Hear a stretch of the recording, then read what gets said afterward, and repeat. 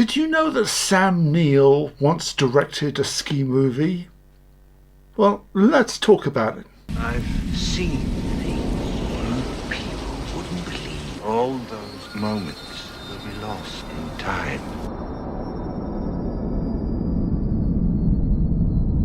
So, if you're new to this channel, one of the things I do in the off season is review old and interesting ski films.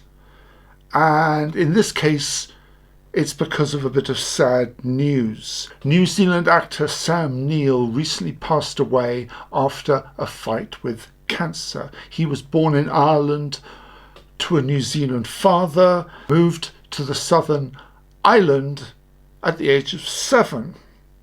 Most people, of course, will know Sam Neill from such films as Jurassic Park or The Hunt for Red October.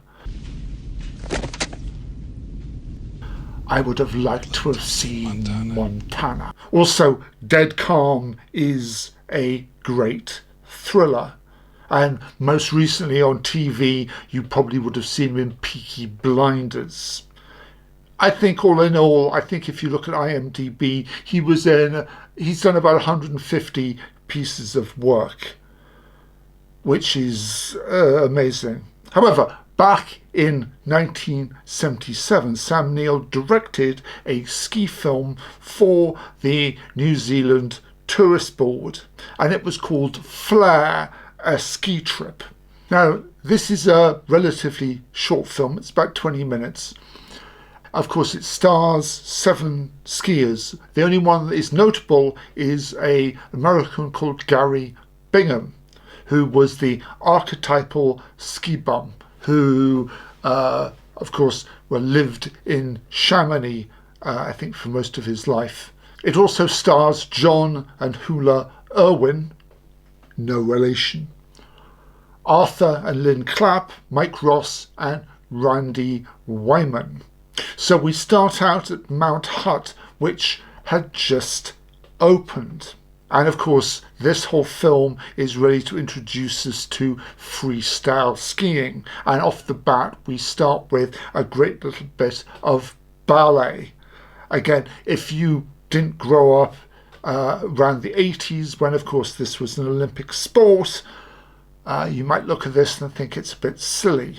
Each to everyone's taste. However, and you know what? I think it's making a bit of a comeback, but I really like it. And I think you've got to admit here that the ski gear was a lot more colourful back in the 70s than it is now.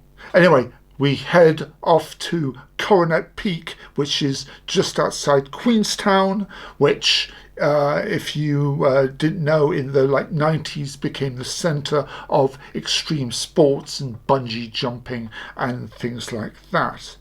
However, we go to Coronet Peak, where we are shown some inverted aerials, again, which is just watching people on this style of ski inverted aerials, I think is great. And followed by, of course, some moguls, which, of course, is more real-life moguls as opposed to those perfectly formed zip lines that you find now. I believe it could have almost be called hot dogging. And finally, we end up with some wonderful skiing down a live volcano, Mount Naruhu. My apologies if I have butchered that.